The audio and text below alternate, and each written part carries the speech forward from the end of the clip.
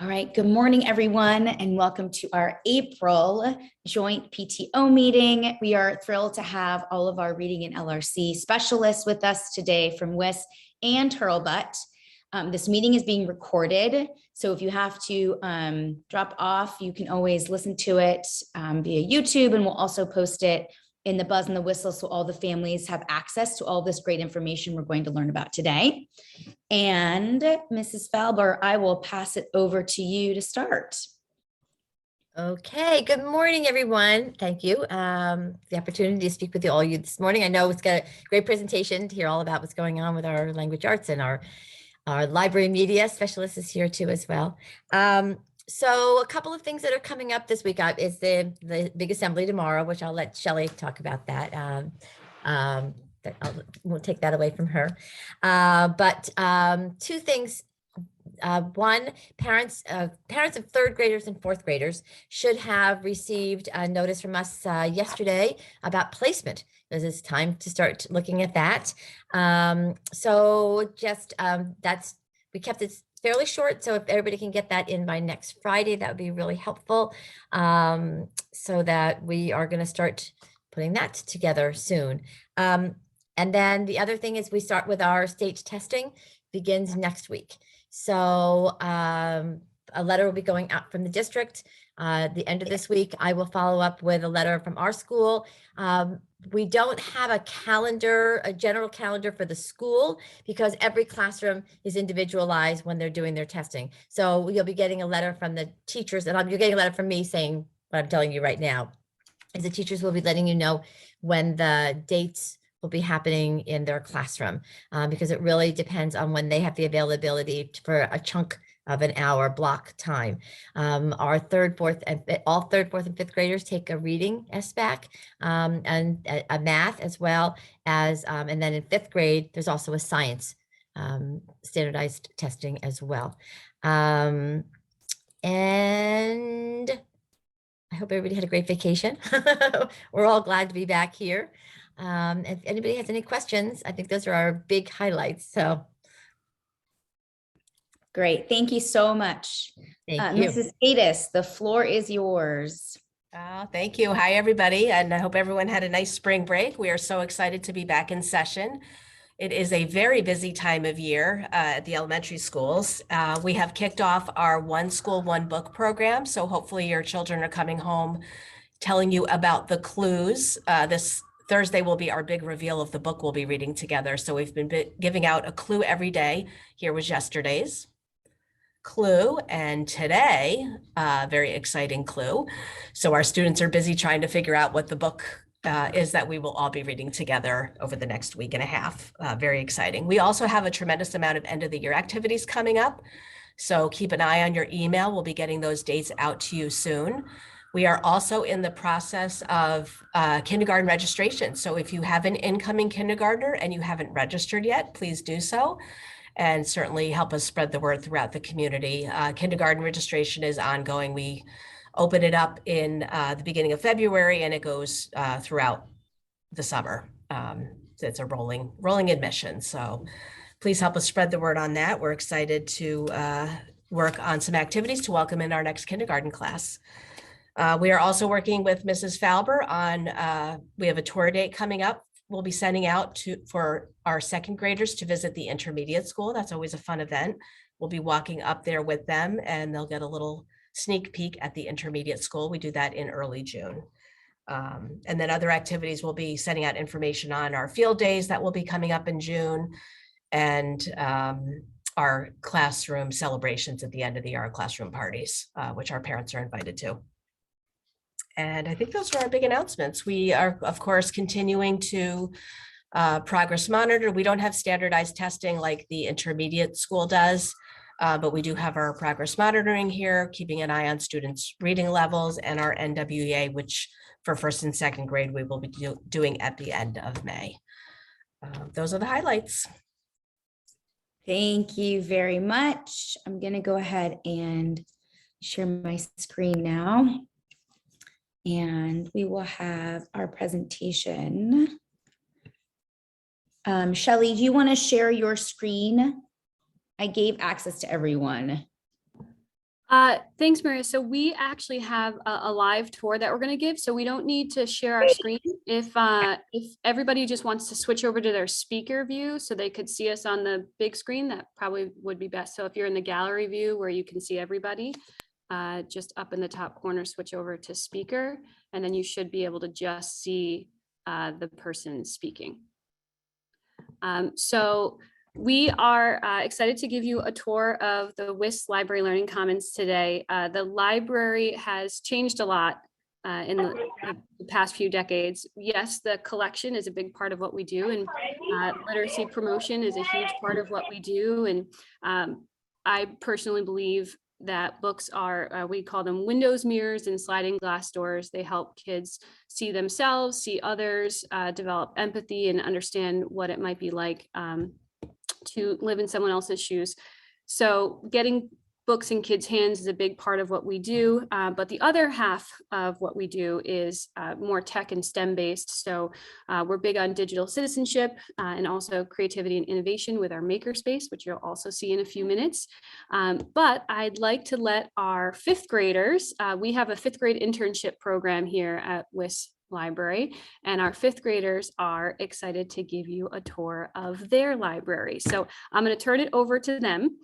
We are going to start actually out in the hallway, but you will get to see a tour of the library. The fifth graders are not nervous at all. I'll speak to all of you. All right.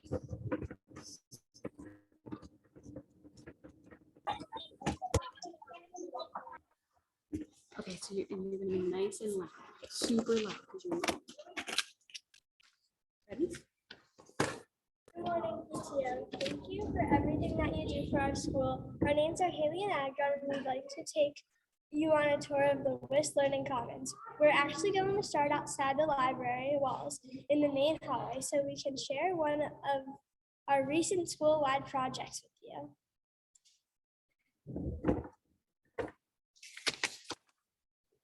Behind us is our Kindness Week butterfly mural.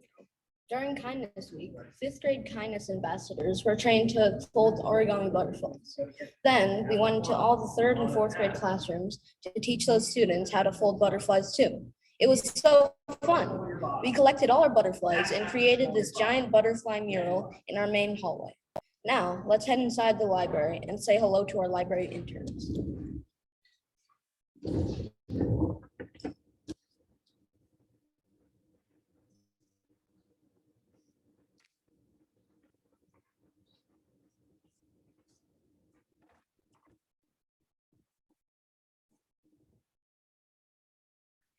Hi, PTO. We are fifth grade library interns. We assist in the library by helping students find the books they're looking for. We also learn to use the Destiny system to check books in and out of the library.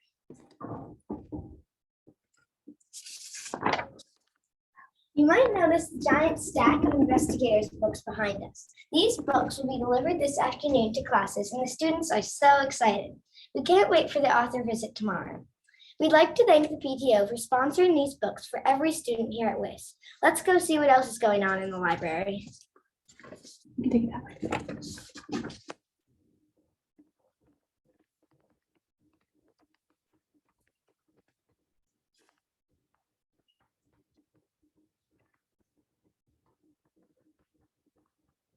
Like you can tell them this is our production room. This is our production room.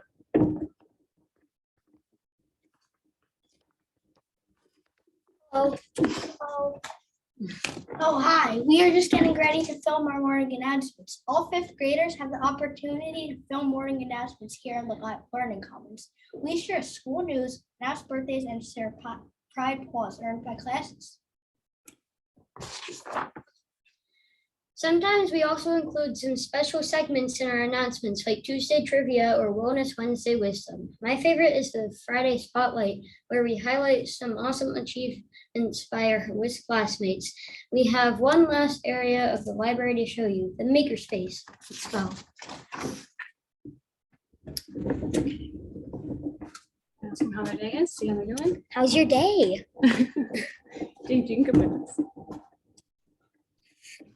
Longest walk over to the makerspace. Yeah.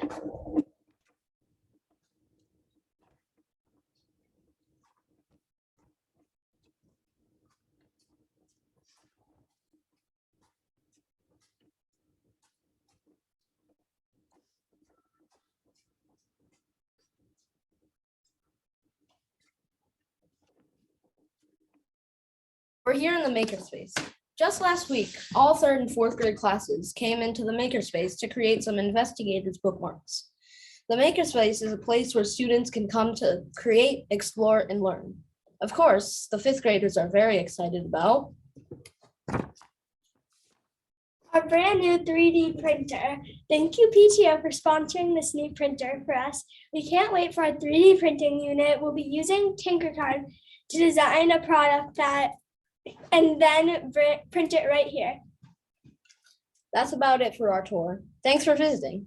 And thank you for all you do for us here at WIS. Bye. Okay. All right, I hope you could hear them. I know it was probably a little bit harder to hear them in the hallway when it's a big space too. But that's it. So if you have any questions for me or for our interns, we're happy to answer them. But thanks for being a part of our tour. Shelley, that was amazing. I will tell you, every comment that is popping up is those kids are amazing. They should run City Hall. This is adorable. We are so proud of these students. They rocked it. Way to go. It was wonderful. And it was so great to see everything in the library like that, like a real tour. It was great. Well, I know that some of the parents are probably, it's tough to not be able to come into the school and see the things that are going on. So that's why we thought that the tour might be nice for everyone to see. So thank you so much for having us. And they get to go right back to class now. So they're excited about that too. No, and this is why our philanthropy budget is so important, to be able to give our students not only the investigator books, which are a really nice perk, but to be able to contribute to their learning by providing the new 3D printer that's a part of their curriculum because the 3D printer broke. It's such a great way to see the PTO dollars going to such an amazing cause. Wonderful. All right, on to our next presentation, Andrea Noble and Alexandra Blostein. I'm gonna share my screen, and then as we So go. Maria, I thought Yeah. Sharon was going to go next. Oh, Sharon going next. Sharon, are you going next? I think that's what we were, so that we kept the LRC presentations Perfect. together. Sharon, you can share your screen now.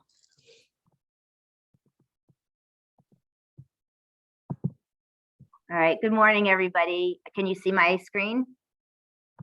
Yes. So that was amazing, Shelley, and so cool to get to see some of our former students, still so excited about the library and the makerspace.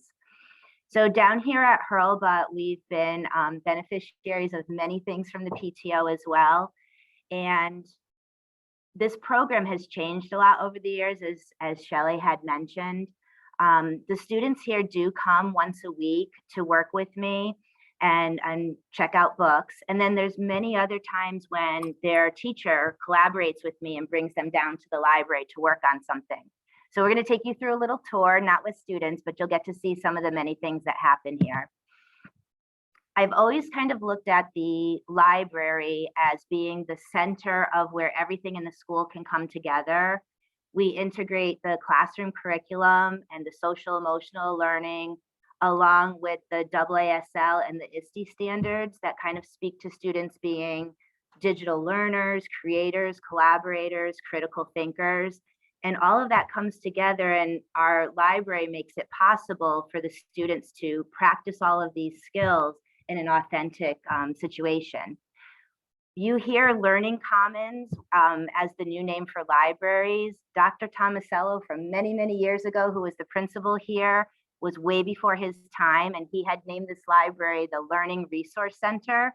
And it's been kind of hard to move away from that, but it really does speak to everything that happens here. Our makerspace we call the Hive, because as you know, we're all about be safe, be kind, and be responsible. So it kind of made sense that we use the Hive for our makerspace, because we talk about how we work together like bees, we create things like bees, and you can see some examples of things that we do here. In the first picture, the students are using cubelets, and those were given to us by the PTO, and they had to work together to figure out what each of those cubes function is, and then put them together to make a robot. So I'll just show you a quick little video down here. Now let's upside down, it works even better.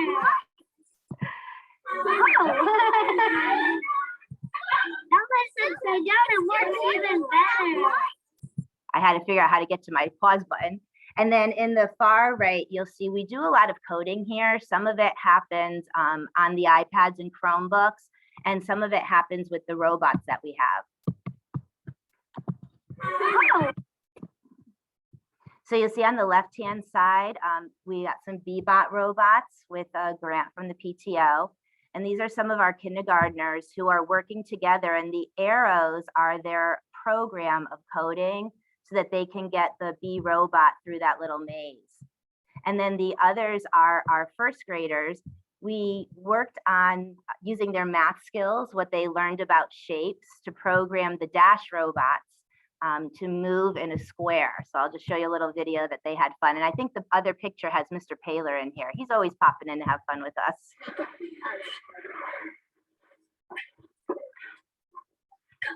The students got so quiet when they knew I was videotaping them.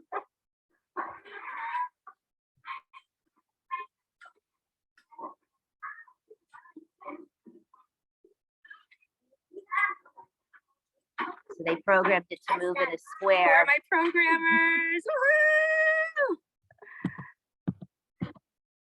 Woohoo! Another part of our makerspace is building things and being a designer and an engineer and making a plan and working to make that come to life and testing it and revising it.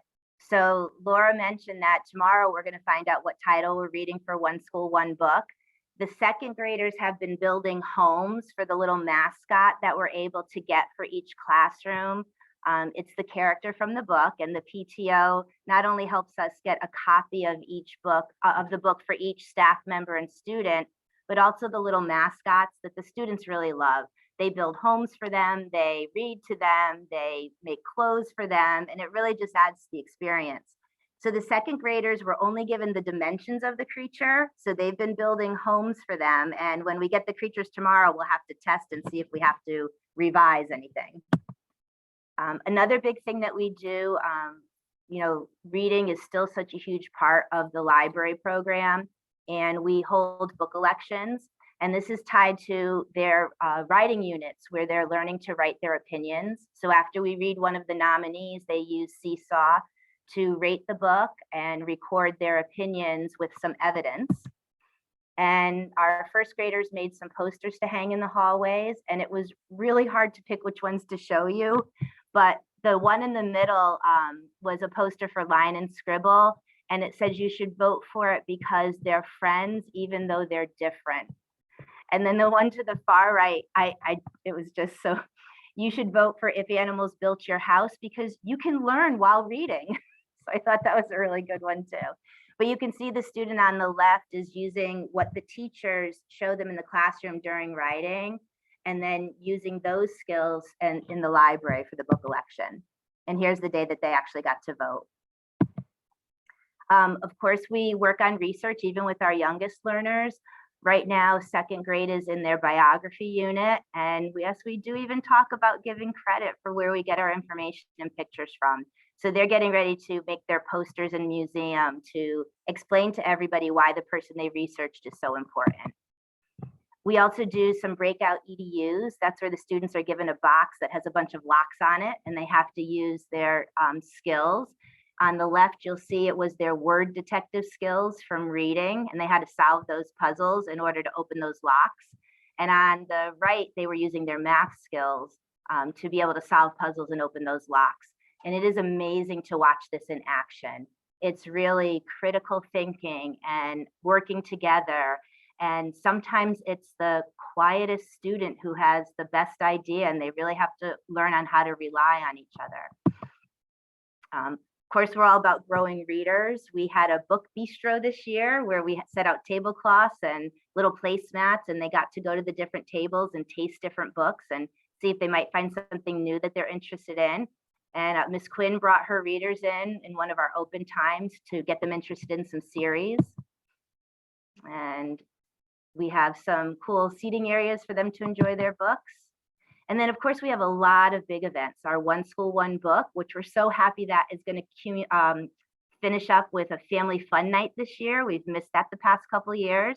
There'll be games and crafts and events tied to the book that we're reading. Of course, Read Across America, author visits. Our author this year is from Canada, so we'll be doing a virtual visit with her.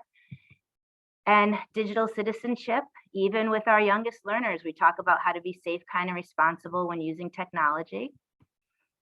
And a part of our digital citizenship is creating digital content to teach people. So in the left, that class was working on telling people about our mitten project, where we bring in gloves, hats, and mittens to benefit an organization that needs them. And then you'll see we use a green screen every once in a while. So on the top, they had recorded their little part, and they actually pop up out of a toaster. So I'm going to see if I can get it there for you. Unplug the toaster when you're not using it. So they had a lot of fun doing that, and it's teaching them skills that they could use to do good in the world. My last couple ones, and I could go on and on. I joke, my kids are in their 20s now, and I think I have more pictures of my students on my phone than my own kids now.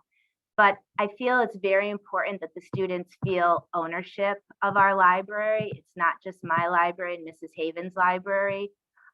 So we had students on their own write pieces, and this was piggybacking on what they learned in the classroom about why you should return your overdue books. In the middle, I have students who just say, could I come work in the library? We don't have a formal program, but they come and help. And on the right, Grant noticed that we didn't have enough axolotl books because they're really hot this year. So he gave us the one that he wrote for our library. So there's lots of great examples of how the students, we work really hard to have the students feel like this is their space. So I hope I didn't go on too long, but I could go on even longer. Just really excited about all that we're able to do here and how much the PTO helps make it all possible. That's wonderful. Thank you so much, Sharon. I know that going to be able to be in there the last couple of years was really nice to be a part of that. So hopefully next year we can get our parents back in to help. It's fun to see all the little kids checking out their books and everything. So thank you very much. Okay, Andrea, let me share my screen and pull up your presentation and share. Wait, sorry, I don't know why that did that. We're just gonna, because I hit the wrong thing, that's why. There we go.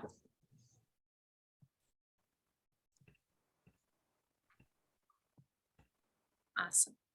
So Alex and I are going to do this presentation together in order for us to really just, you had the good fortune of being able to see the end product of all the fabulous things and the integration that we're able to do as a school.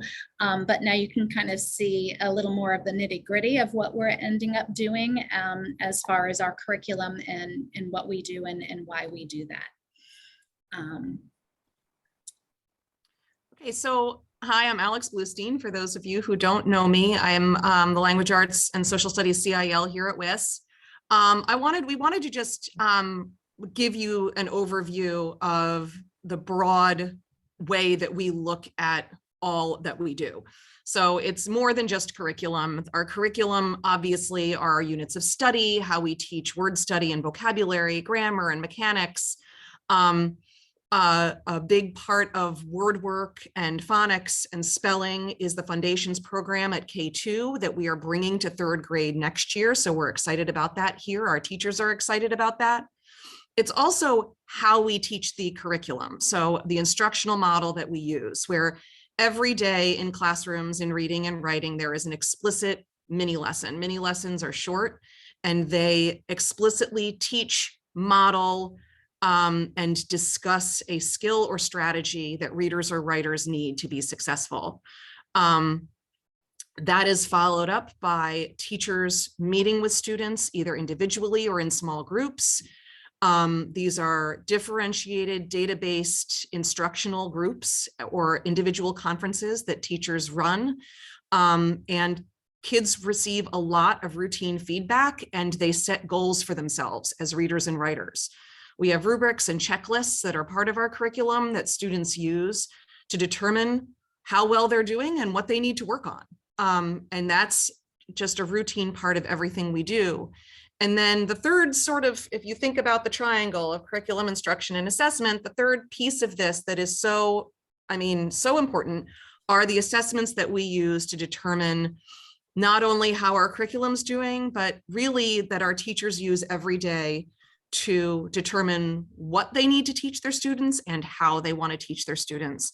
So at the K-5 level, in all grades K-5, we use the Fountas and Pinnell benchmark assessments that give us a lot of information on not only levels of text that students are reading, but what they're doing well with in their books and what they need to learn in terms of that assesses oral reading fluency, comprehension, accuracy, all of that. It is a face-to-face assessment.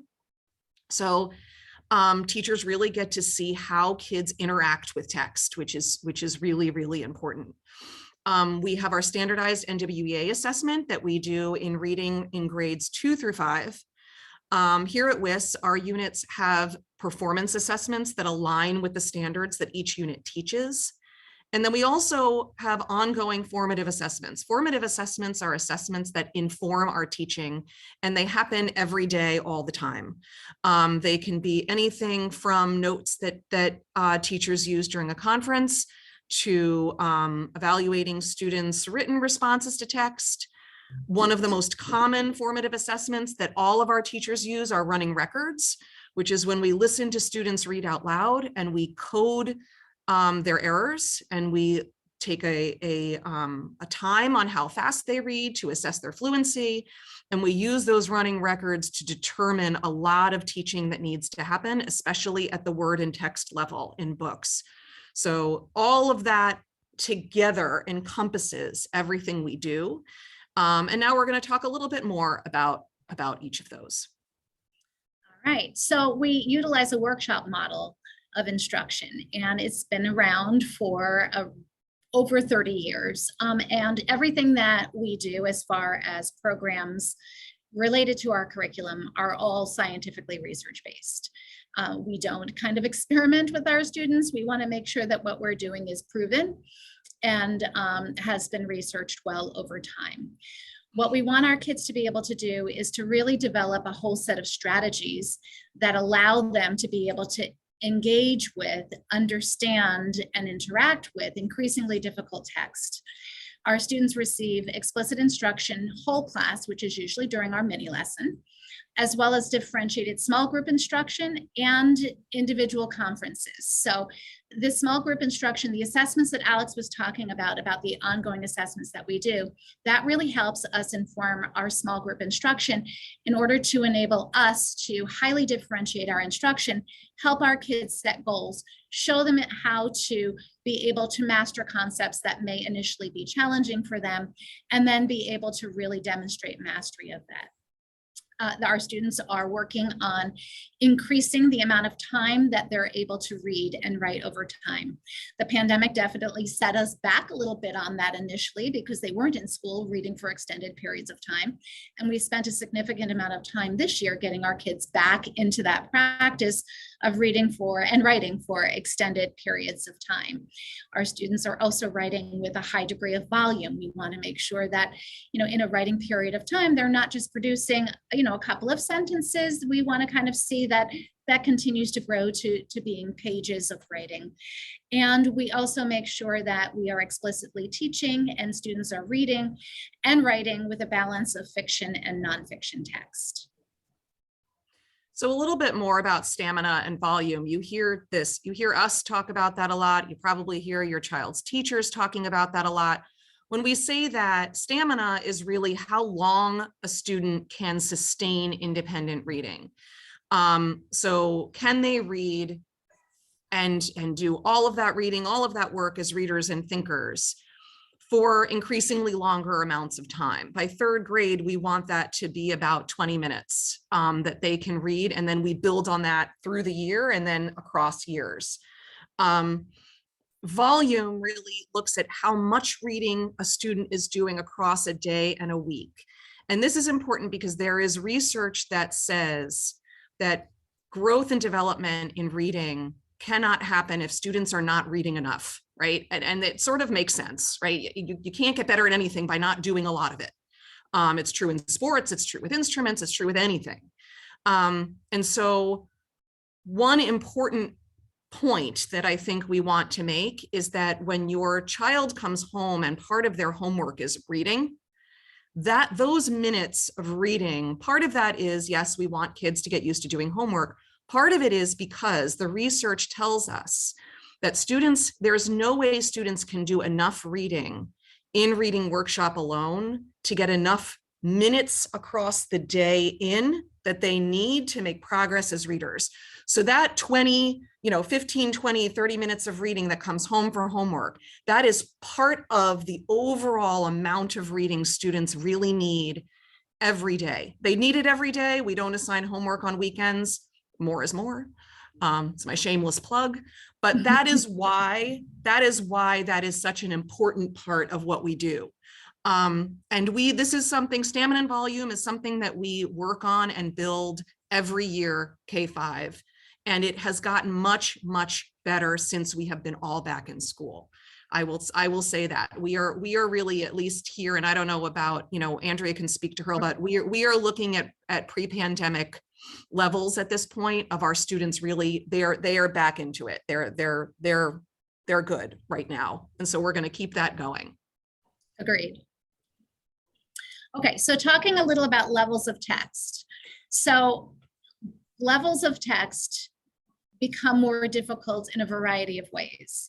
The ability to solve words and the complexity of the skills that students need in order to be able to word solve increases as you go across levels. Vocabulary, kids are very savvy. When you ask them, well, what does that word mean? And they're like, well, it kind of is like, and they'll use the word. We do a lot of work with vocabulary just to make sure that the kids are understanding and really growing their vocabulary. Sentence complexity is huge. That is the ability to understand much more sophisticated sentence structures.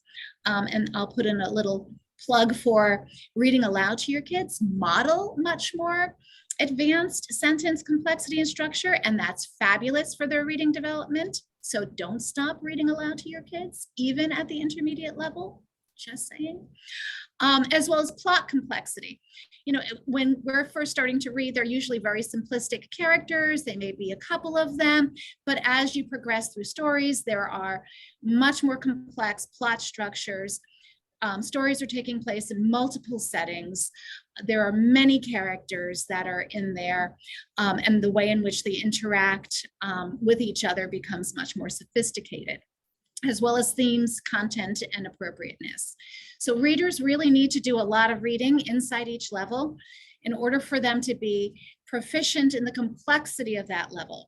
So, just because a child can decode the words on a page and in a book doesn't necessarily mean that they're doing the thinking and the understanding that we need them to be able to demonstrate in order for them to lay a really solid foundation for then moving into much more complex texts.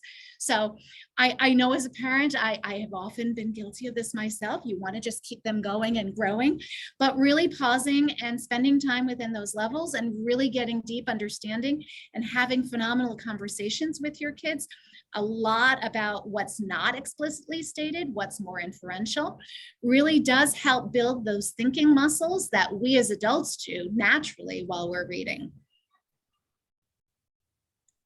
So just very quickly, I don't need to kind of talk to the units of studies that we do, but at Hurlbutt, we have 7 reading units of study.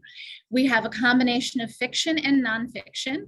A lot of our units of study talk about the strategies that kids need to be able to utilize in order for them to become proficient readers. Of that, it includes decoding strategies, their ability to figure out challenging words, understand sentence structure. There's a lot of work that we do with grammar within text. Little kiddos often want to say, you know, the whole issue of like run versus ran, right? Irregular verbs. They'll often want to read and say runned instead of saying ran. And really being able to build in a lot of work with grammar and vocabulary within our units of study is key to what we're doing. But we do have a really phenomenal combination of fiction and nonfiction units of study that the kids really enjoy.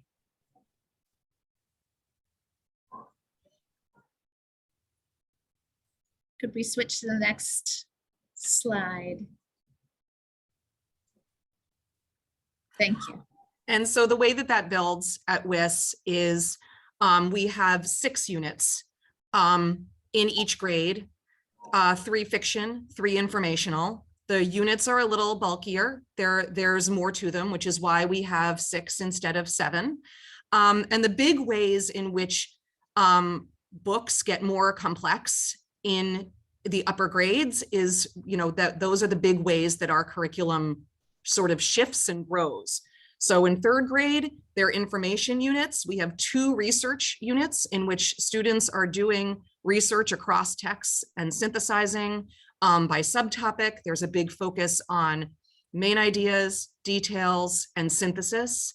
As fiction readers, they are reading more complex storylines, characters get more complex. There's a lot of work on character change and character traits. And there is more of a focus on, we start to teach really kids writing about reading. In 4th grade, that grows. Kids do research in all of their information units. They do research as groups. So they learn to work as groups, to divide up the research, to teach each other. So we're working a lot on that collaboration. And our fiction units are starting to look at, really dive deeper into theme, into symbolism, into perspectives of characters and how that shapes the plot. And then in 5th grade, the big ways that that changes are we're looking at multiple themes across a book, multiple characters that are all important that we need to keep track of, multiple plot lines that all intersect, often in contexts that are unfamiliar to students. And in information, their research is about a lot of real world issues that they're researching, they're taking a stand on, they're developing claims and reasons and evidence to support. And they also do some reading. There is integration with our social studies, where they're reading a lot about historical concepts. And then when we get to writing, they're doing a lot of writing about that as well. So in writing, what we do is we tend to pair a reading unit of study with a writing unit of studies. So if they're reading fiction stories, we often pair that with doing narrative writing so that there are parallels between what they're doing in reading and that focus in on their writing. We do try to make a lot of what we're doing for writing very authentic.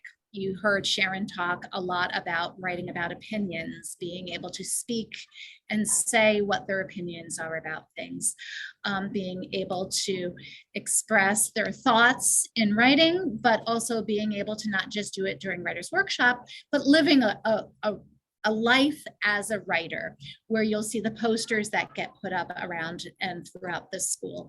The kids reminding each other that they need to walk in the hallway. Our kindergarten kids often have posters that they create in their opinion unit about the importance of walking in the hallway.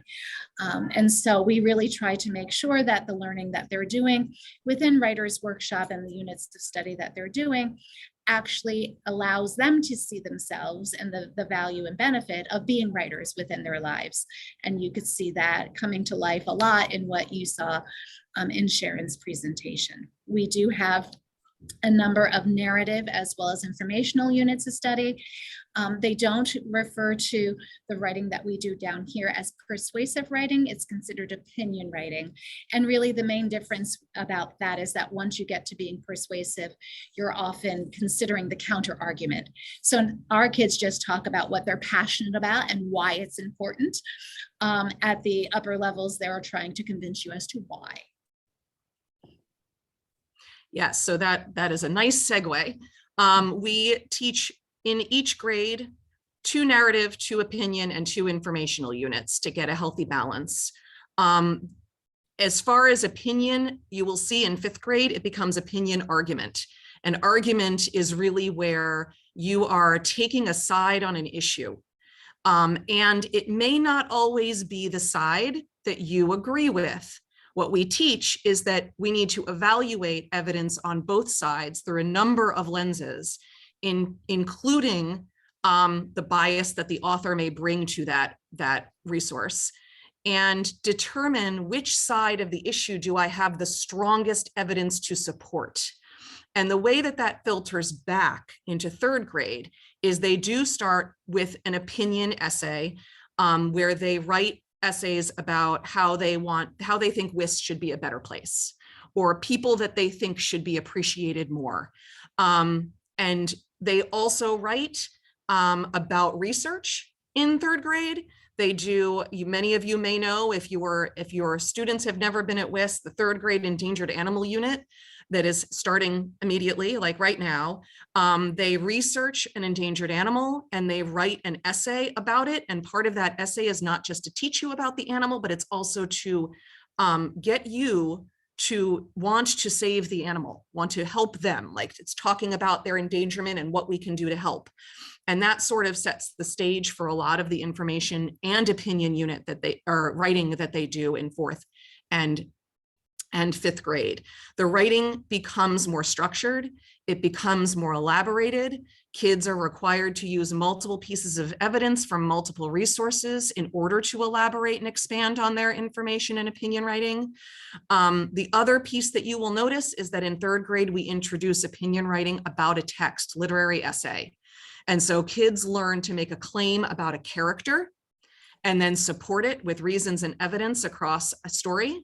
And in 4th grade, they do it about a short story. They do it about a character. They might do it about a theme. And in 5th grade, they do it about multiple themes. They do some comparing and contrasting about text. So this is where we teach them to be analytical about their reading, their writing about reading, and to use evidence to support their thinking that comes from the text.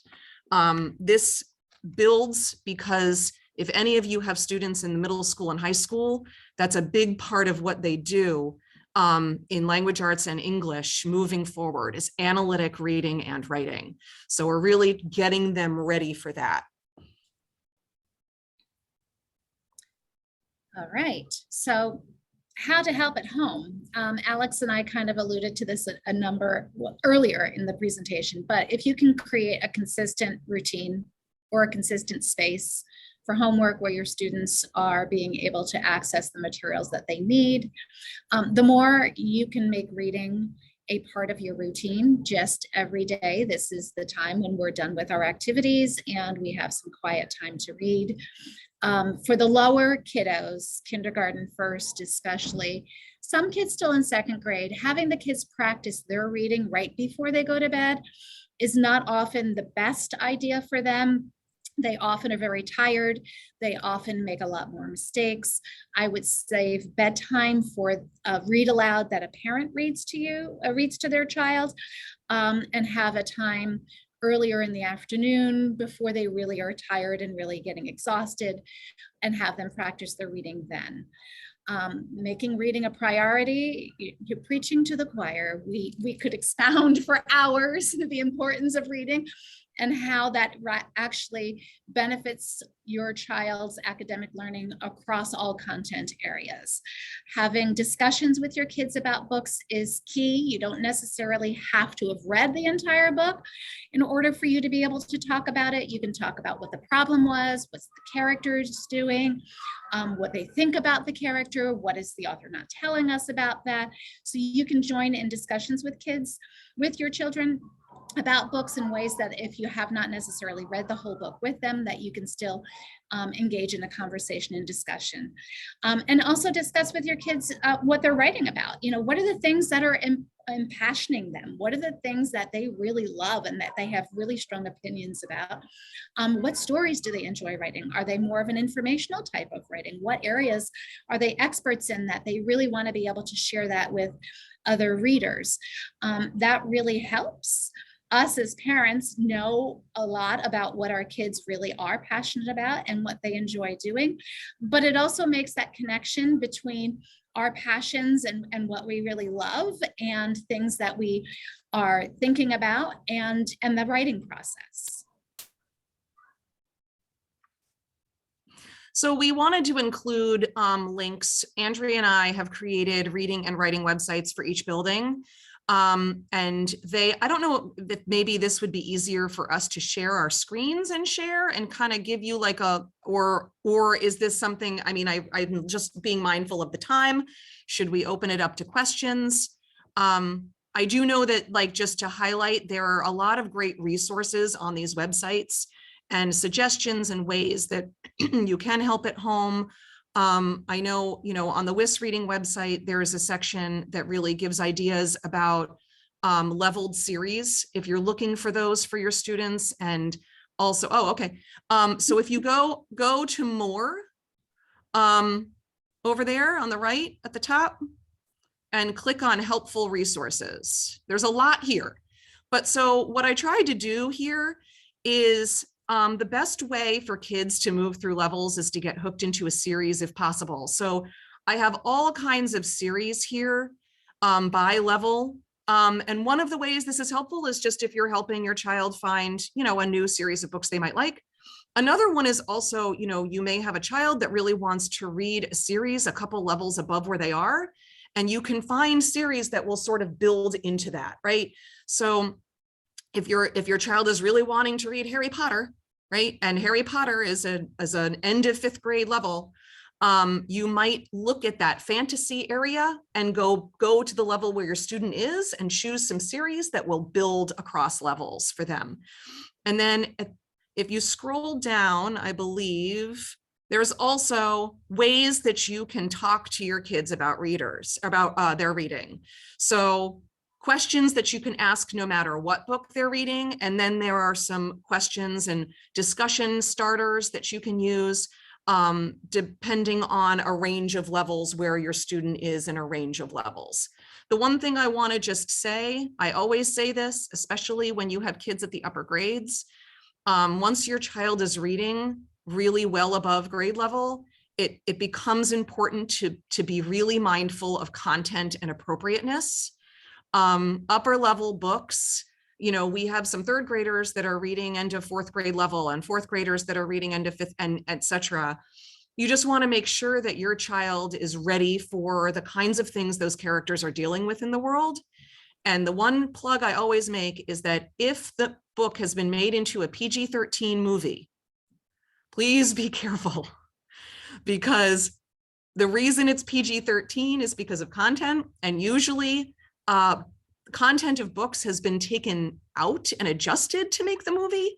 So just be really mindful of that in terms as a parent and knowing your child, right? Because I know our teachers are try to be all over that also, just in terms of, and especially is true as summer is coming.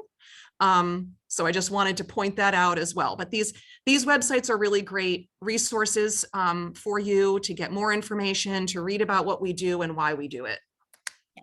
If you could click on for a minute for the reading website, and I just will very quickly talk to you about the Hurlbutt Reading. Oh, that shouldn't have happened.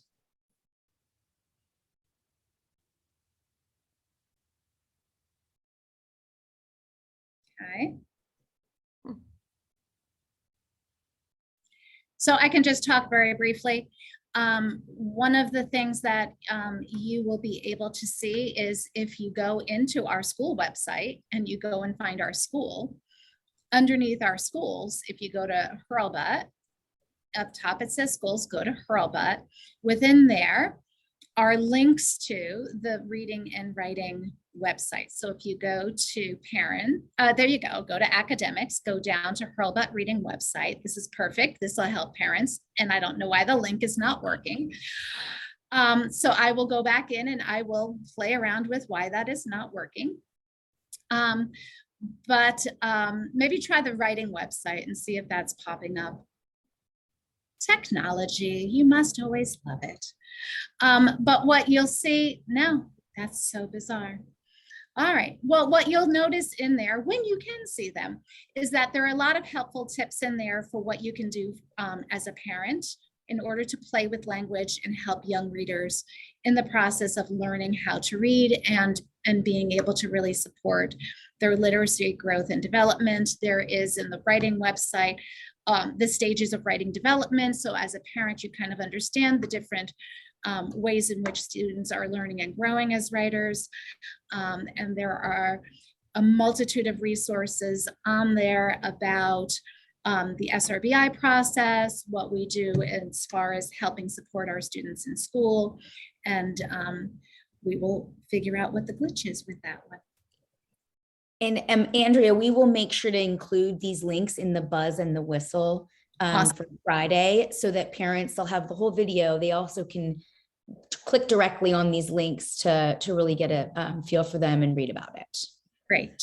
Thank you, Maria. Thank you. That was wonderful. That PG-13 comment hits home because my son is reading the Percy Jackson series. So yeah, it's sometimes you can do a little research on it. It's sometimes really more, there's some violence, you know, there's some like heavy description of things like that. And, you know, you need just to know your child, right? Be aware and know your child. That's all. Yeah, that's wonderful. We have more agenda items. I hope that everyone can stay on with us because we are presenting a slate and we have more information. But are there any questions that people would like to put into the chat for Andrea or Alex? I can hopefully try to answer a few of those in the next, we'll do like 4 minutes of questions if anyone has any.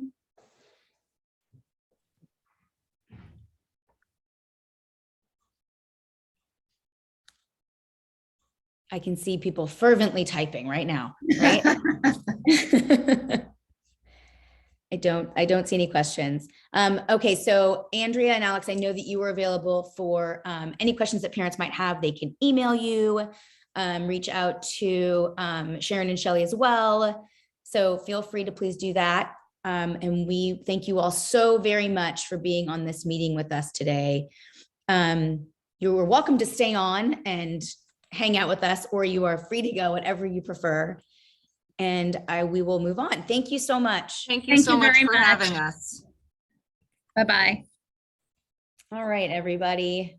On to the next. We have, so President's Report for Hurlbutt.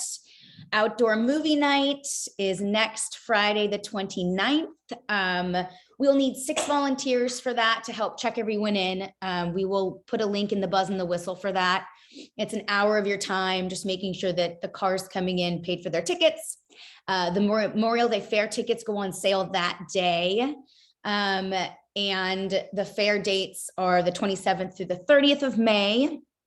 Opportunities to volunteer for that will also become available at the end of the month. We are doing school supply kits for next year.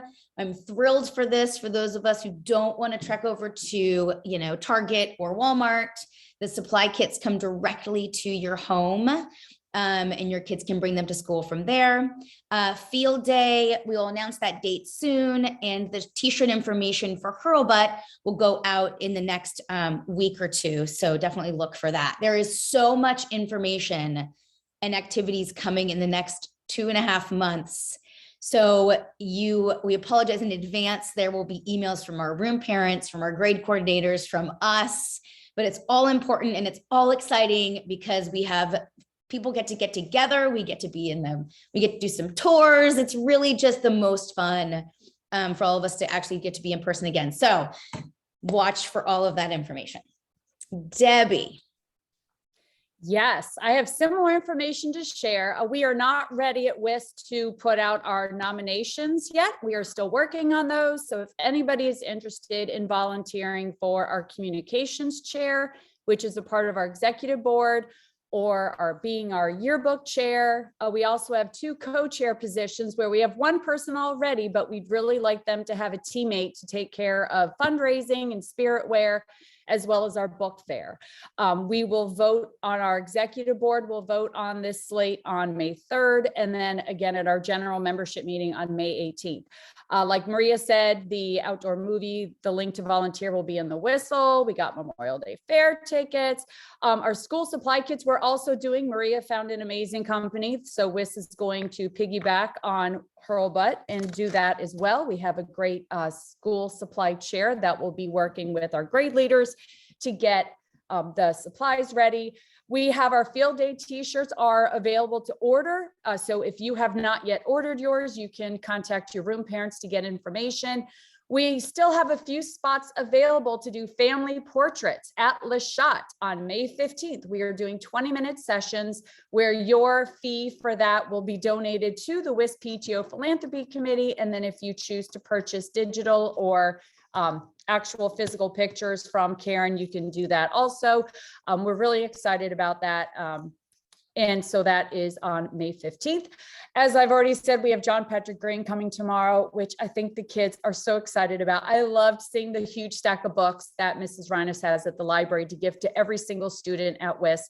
And lastly, our Odyssey of the Mind team. That is not a PTO group this year. We have an amazing group of parents who took that over this year, and their students are making it to nationals, and they need your financial support. So they are doing a silent auction, a GoFundMe account.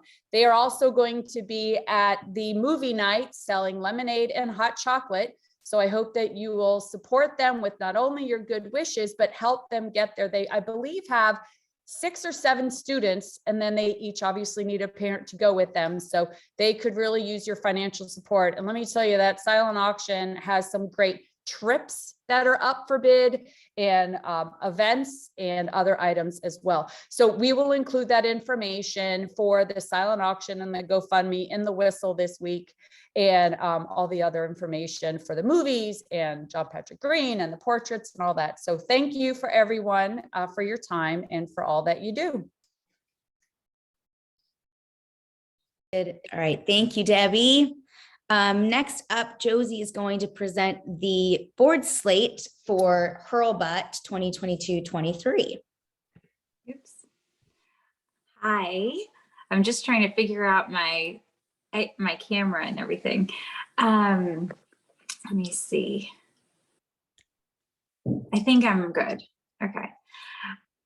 So I'll just go through the list, and if I just apologize if I say anyone's name wrong. So for the first grade chair, we have Lindsay Bennett. Second grade chair, Carrie Kelleher. Affiliate program chair, Ellen Crafts. Art and design, Josie Stadmeyer. Book fair chair, Jen Didonato.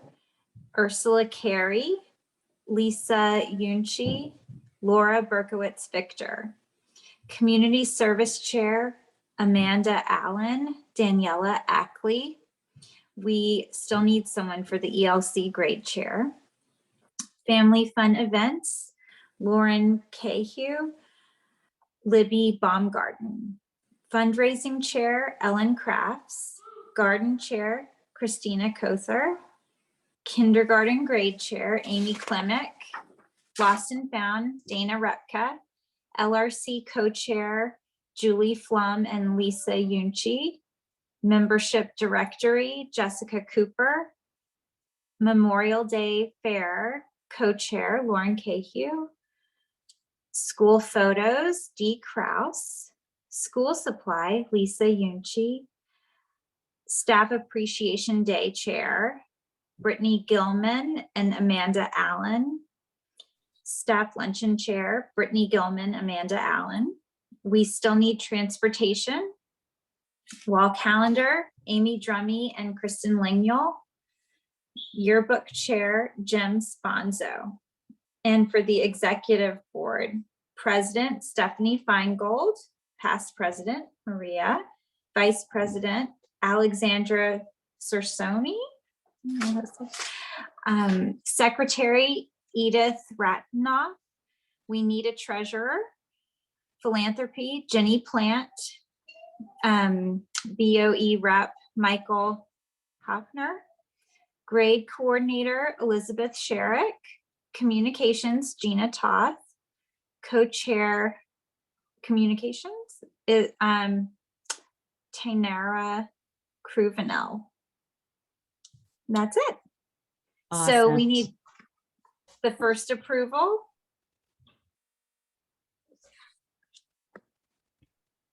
I will first, Maria. I'll second, Erin Tisco.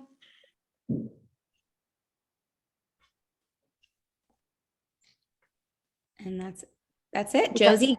That's Okay. it. Nicely done. Nicely done. Thank you.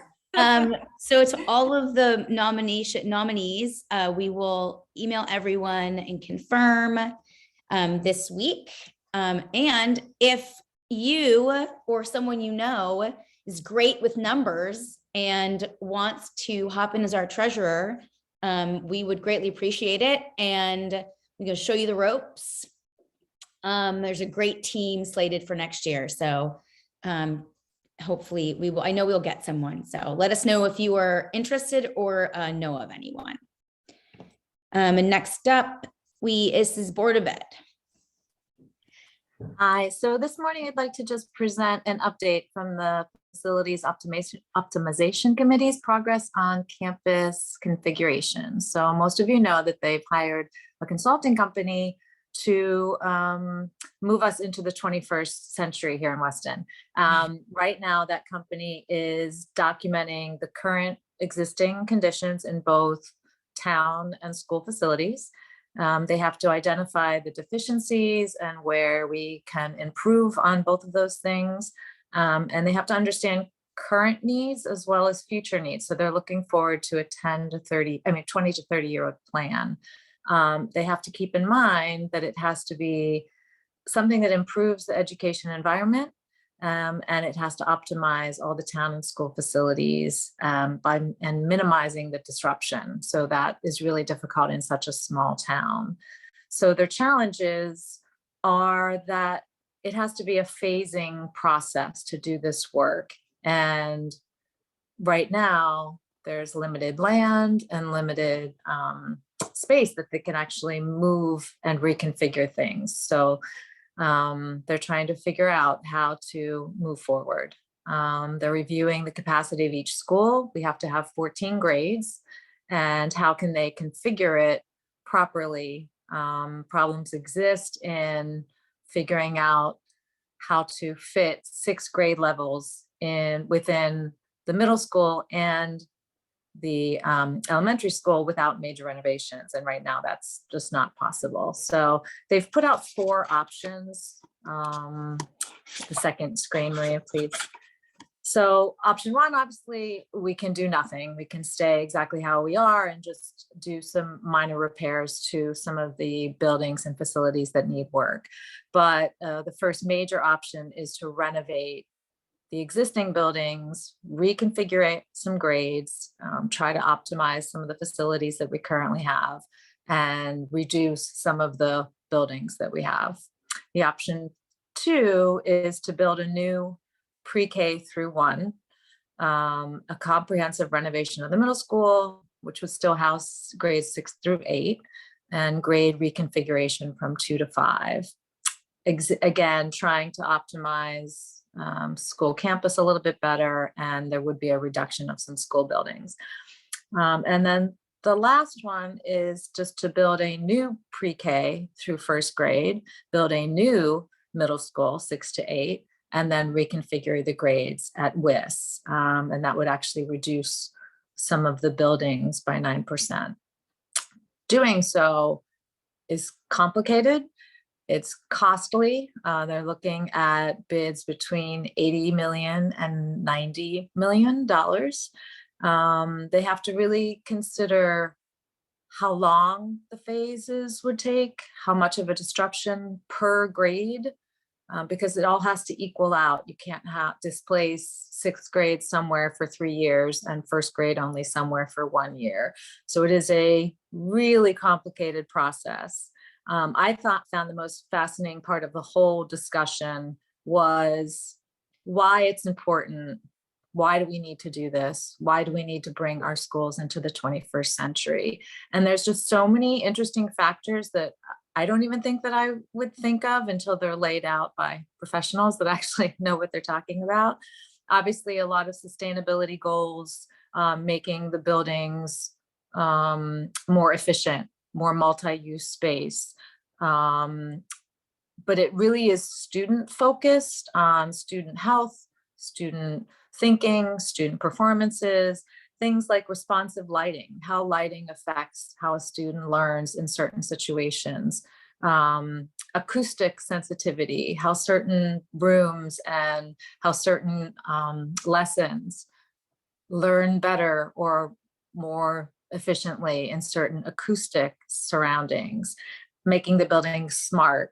How do we use furniture? How do we make things movable, more ergonomic? It was really fascinating, all the facets that they're looking at. And one of the biggest challenges is taking a thoughtful approach takes time. So they want to do the work, they want to get started, they want to figure this all out. But in order to incorporate all these amazing and thoughtful ideas, it takes a lot of time and planning.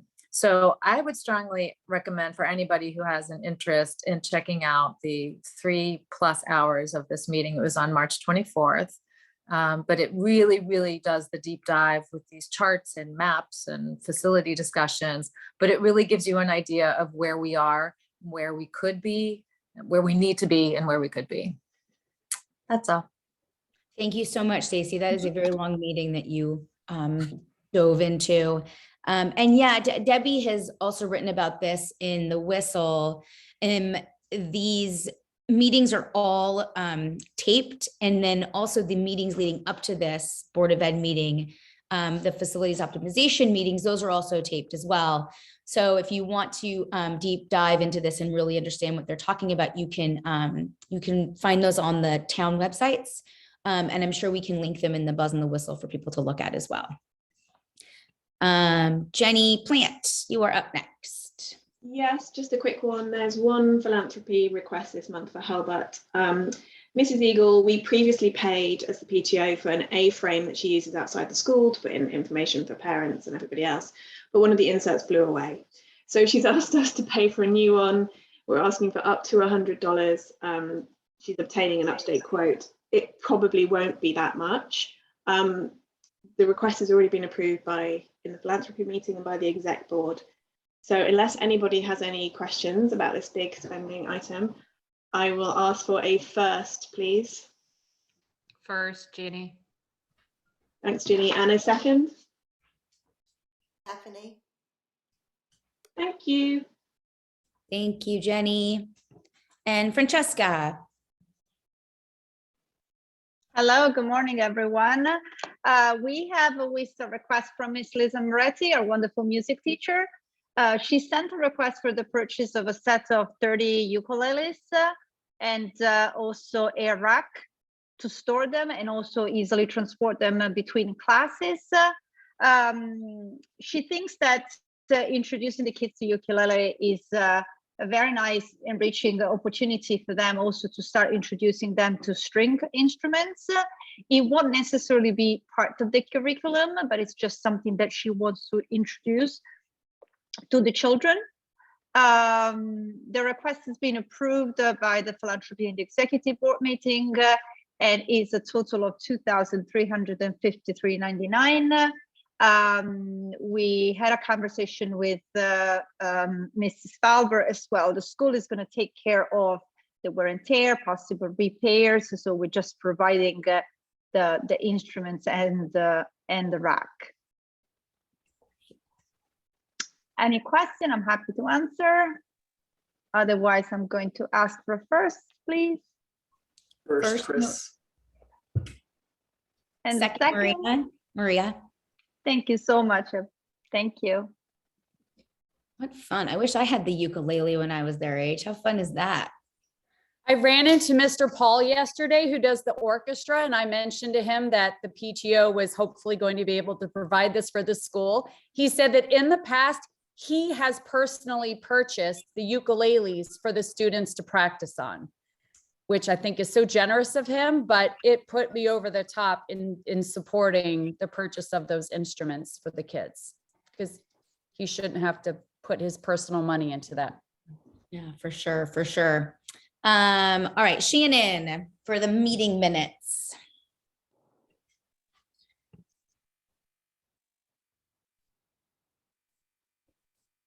Shannon, are you still? You're on mute. You're on mute, Shannon. I'm so sorry. Goodness. Happy spring, I was saying. Hello. So we have two actually sets of minutes to pass today. Unfortunately, last meeting, they weren't able to be open, so I apologize. So going back to February, that was when Lisa Wollock presented the budget. She was a speaker. And then going into March, it was actually a very short meeting last month and no speaker. And Brian Williams was at the school. That was exciting. So I first will make a motion to pass the February 16 minutes. And may I have a first? I'll first, Stacy. Thank you, Stacy. Debbie, second. Thanks, Debbie. Thank you. And another motion to pass the March 15th General Board minutes. May I have a first? Maria, first. Thanks, Maria. Debbie, second. Thank you, Debbie. Thank you. Bing, bang, boom. Elizabeth, I don't think we need to approve another set of minutes, right? Since they're the first. No, they were okay. I wasn't at the last one, but they were approved, so that's fine. So we just need to approve the March 15th minutes. So we did that one with Shannon. So we're done. We're good. We've approved both. Oh no. Right, because they're both. Usually I write the minutes. I don't know, because usually I write the minutes for the Hurlbutt side, and then she writes the minutes for the WIS side. Okay, so let's approve. That's usually what we do. All right. So, and again, these are pretty short. It really was mainly the president report and the treasury report. So. Yes. First, Maria. Great. Thank you. And a second. Erin Tiska. All right. Thanks, Erin. All right. We're cooking. Jennifer for the treasury report.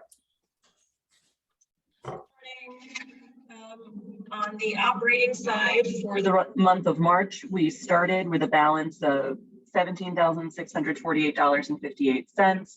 Over the course of the month, we had some income and expenses. Looks like some of the numbers got moved, but the income came in through spiritware, interest income, PTO directory sponsorships, and box tops for education. The expenses were the big move of the money that had been in the holding account for wall calendars and the holiday fundraiser, as well as some checks clearing for Chock-a-Walk reimbursements and credit card fees. The ending balance was $13,047.37. On the philanthropy side, the beginning balance was $55,867.39. Again, we had some income and some expenses. The income was the receipt of that holding account money transfer. So it's the same money out of operating that just went to philanthropy. Some cash that had come in during the book fair that just was deposited as cash. Amazon Smile and interest accrued. On the expense side, we had the money that we had pre-approved for the One School, One Book program. The teacher name banners that were completed, and teacher discretionary fund dollars. The other money you see there are just the pre-allocated funds that we've already pre-approved showing up. And so our remaining unallocated funds are $19,301, meaning what's left in the bank right now, including the allocated funds, is $57,618.77. Awesome. Thank you, Jennifer. And I also received your email and we'll take care of it. Thank you. Yep. And Chris, you're up. Great. So just starting with the operating account, for the month we had, we sold some league athletics apparel, about $2,000, which left us with about $17,259 in the account. That'll actually transfer out to philanthropy next month. In our philanthropy account, we started with about $86,000. We had some teacher reimbursements. We had the final payment on the Brian Williams presentation. We took out a playbill ad in Sister Act.